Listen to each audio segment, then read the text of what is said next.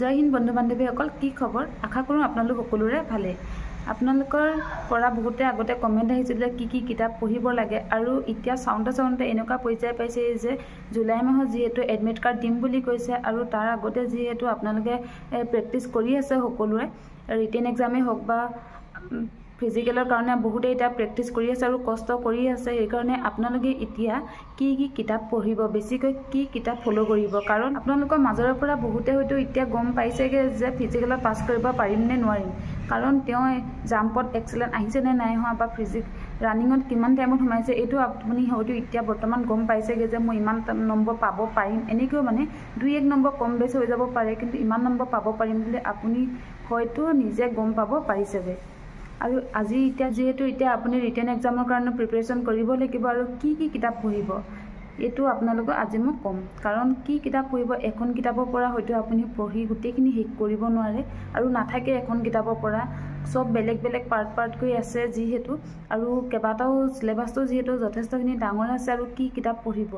আৰু এতিয়া মই আপোনালোকক ক'ম যে আপুনি MCQ কিতাপ পঢ়ি পিনি ৰিটেন এক্সাম এটা পাছ কৰিব নোৱাৰে, কাৰণ MCQ কিতাপ এখনত সকলোখিনি নাথাকে। আৰু এইটো আপুনি জানি লওক যে MCQ যিখন কিতাপ থাকিব, সেইখন কিতাপৰ পৰা আপুনি এইটো গম পাব যে কেনেকুৱা ধৰণৰ প্ৰশ্ন আহিব পাৰে, বা এক্সামৰ পেটাৰ্ণটো কেনেকুৱা হ'ব, প্ৰশ্নবিলাক কেনেকৈ আহে, আৰু তাৰ এনচাৰটো মানে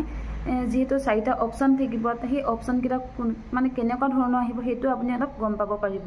আৰু এখন কিতাপৰ পৰা হয়তো 2-1 নম্বৰ আহিব পাৰে, কিন্তু আপুনি কেনেকৈ কি কিতাপ পঢ়িব, চিলেবাছৰ লগত মিলাই কেনেকৈ পঢ়িব, কাৰণ হিষ্ট্ৰী পঢ়িব লাগিব, আছাম হিষ্ট্ৰী, জিঅ'গ্ৰাফী,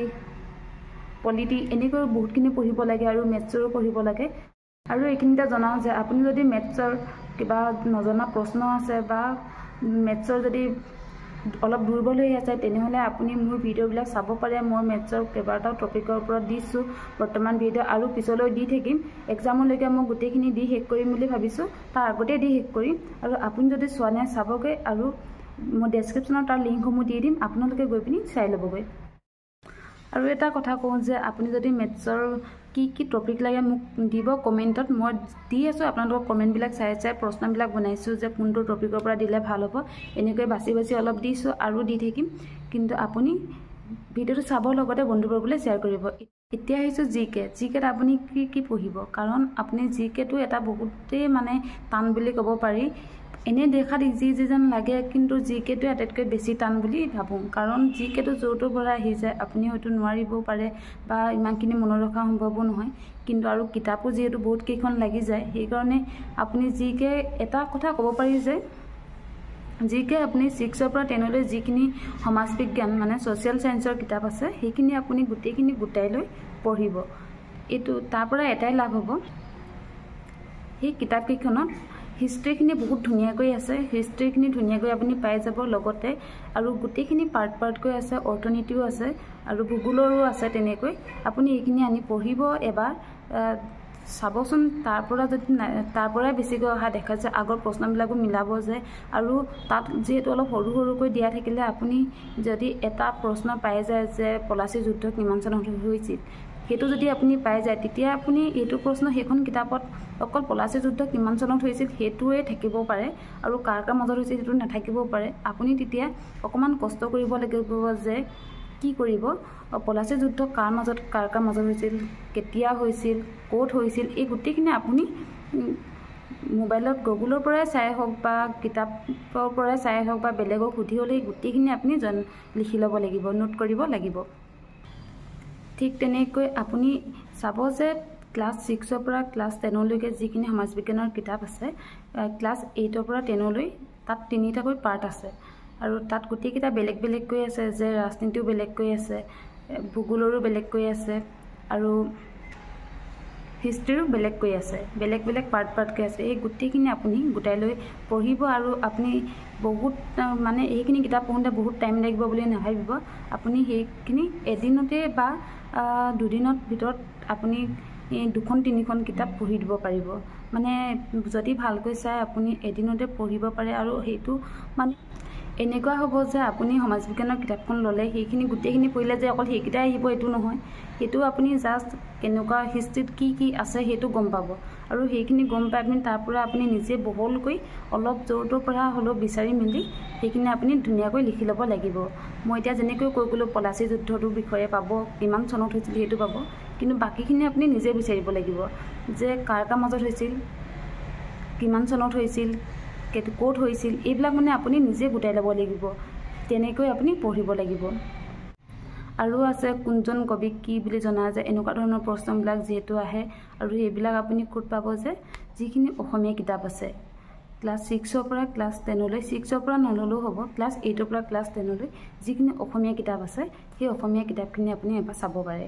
তাতো খুব ধুনীয়াকৈ আছে, কবি পৰিচয়তে গম পাব যে কোনখন কবিতা পুথি কোনে লিখিছিলে, এইখিনি তাত পাব। কোনখন উপন্যাস কোনে লিখিছিলে সেইবিলাকো থাকে আৰু তাত বহুত ধুনীয়া ধুনীয়া আছে, আপুনি চাব এবাৰ।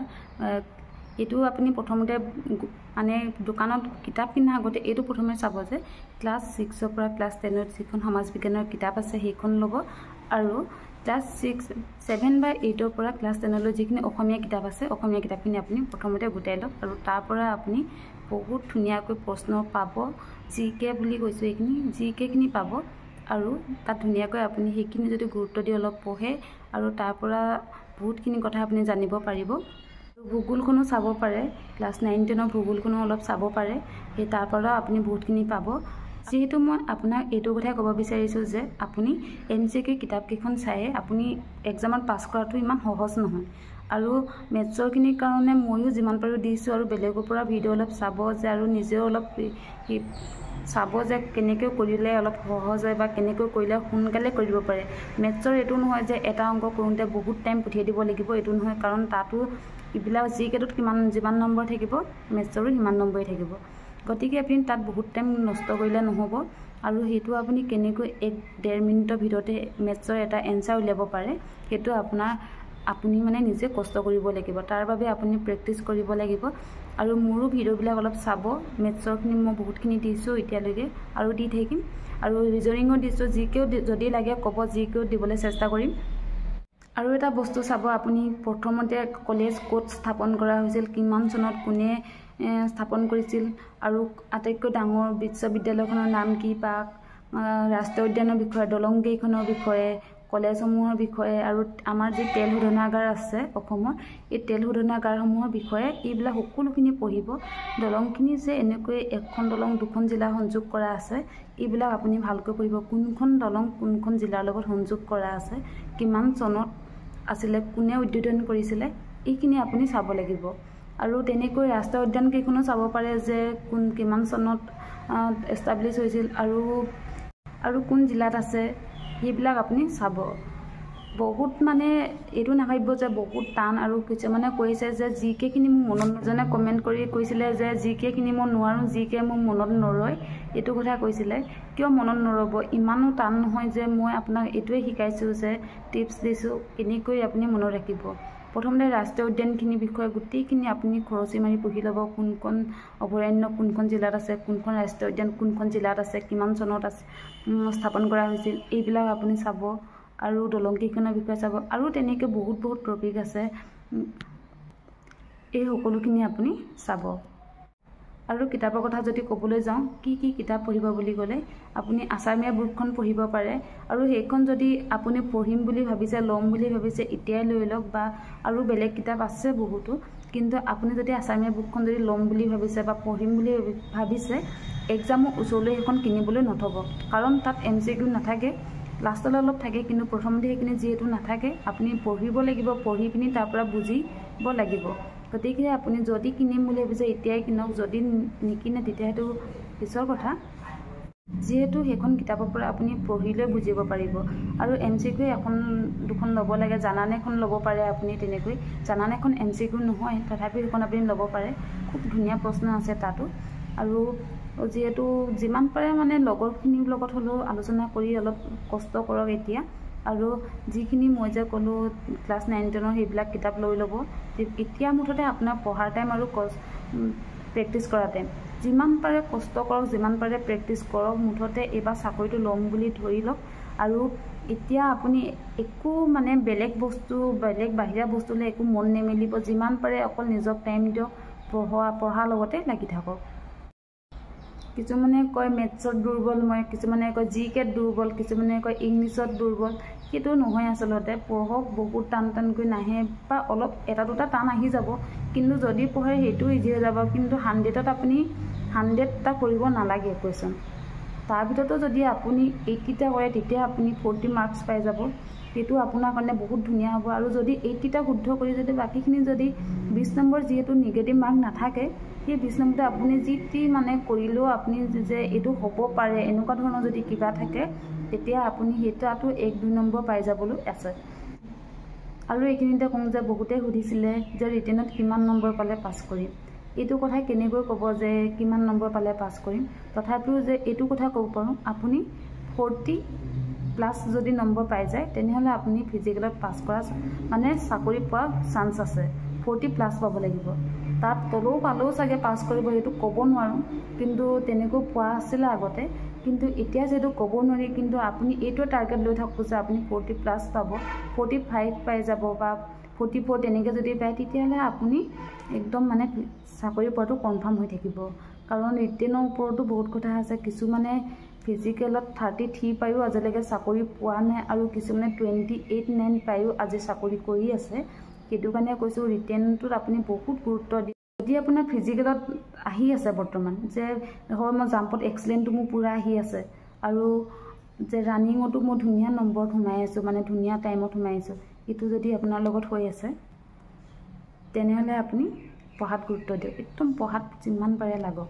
এটা যিমান পাৰে পঢ়াত লাগক এইটো কাৰণে কৈছোঁ যে যেহেতু আপোনাৰ ৰানিঙত আহি আছে টাইম ধুনীয়া টাইমত সোমাই আছে আৰু জাম্পতো আপুনি এক্সেলেণ্ট লগাই মাৰি আছে এতিয়া বৰ্তমান এইটো যদি আহি আছে তেনেহ'লে আপুনি পঢ়াত বহুত জোৰ দিয়ক মানে ফিজিকেলতকৈ এতিয়া আপুনি পঢ়াত বেছি জোৰ দিয়ক ফিল্ডত গৈ বহুত টাইম লছ নকৰিব একদম পঢ়াতে মন বেছিকৈ মানে টাইমটো দিব ফিল্ডত এতিয়া আপুনি ৰেগুলাৰ প্ৰেক্টিছ নকৰিলেও হ'ব বা দিনটোত যদি দুবাৰ কৰি আছে তেনেহ'লে আপুনি এতিয়া এবাৰে কৰক আৰু এবাৰ সেই দুবাৰ যিহেতু আগতে যায় আৰু ধুনীয়া যদি আহি আছে ৰানিংবিলাক তেনেহ'লে আপুনি এতিয়া পঢ়াত মন দিয়ক আৰু সেই দুবাৰ যিহেতু যে সেই এবাৰটো পঢ়াতে টাইমটো দি দিয়ক কাৰণ টাইমটো লষ্ট হৈ যাব যিহেতু আপোনাৰ আহি আছে টাইমটো ধুনীয়াকৈ সেইকাৰণে আপুনি এতিয়া পঢ়াত বেছিকৈ গুৰুত্ব দিব কিছুমান এনেকুৱা আছে যে সকলোখিনি টাইমটো ধুনীয়া আহি আছে জাম্পতো ধুনীয়াকৈ মাৰি আছে এক্সেলেণ্ট তাৰপিছতো সদায় ফিল্ডত গৈ পিনি বহুত টাইম এনেই ৰখি থাকেগৈ মানে নিজে এক পাক দৌৰিলে তাৰপিছত জাম্পটো মাৰিলে তাৰপিছত কি কৰিব এনেই ৰখি থাকিব বহুত টাইম তেনেকুৱা কাৰ কোনে কৰে ক'বচোন আৰু তেনেকুৱা নকৰিব কাৰণ যিহেতু এইখিনি অহাৰ পিছত আপুনি সেইটো প্ৰেক্টিছ আহি গ'ল আপোনাৰ যিহেতু দিনটো এবাৰে কৰিব আৰু বাকীখিনি আপুনি পঢ়াত লাগিব এইটো কাম আপুনি নকৰিব এইটো বহুত বেয়া কথা কাৰণ ফিল্ডত গৈ এনেই ৰখি থাকিলে আপোনাৰ নিজৰ লোকচান আছে তাতকৈ যদি আপুনি এটা মেথছৰে যদি প্ৰেক্টিছ কৰে তেতিয়া আপুনি সেইটো জানিব বা এটা বেলেগ জিকে প্ৰশ্ন এটা মনত ৰ'ব সেইটো কাম আপুনি নকৰিব আজি ভিডিঅ'টো ইমানেই ভিডিঅ'টো চাই কেনেকুৱা বোলে জনাবলৈ নাপাহৰিব আৰু বন্ধুবৰ্গলৈ যিমান পাৰে শ্বেয়াৰ কৰিব আৰু ছাবস্ক্ৰাইব নকৰাকৈ নাথাকিব আৰু ভিডিঅ'টো চাই আপোনালোকে এটা লাইক কৰি থৈ যাব নতুন এটা ভিডিঅ'ত আকৌ লগ পাম ধন্যবাদ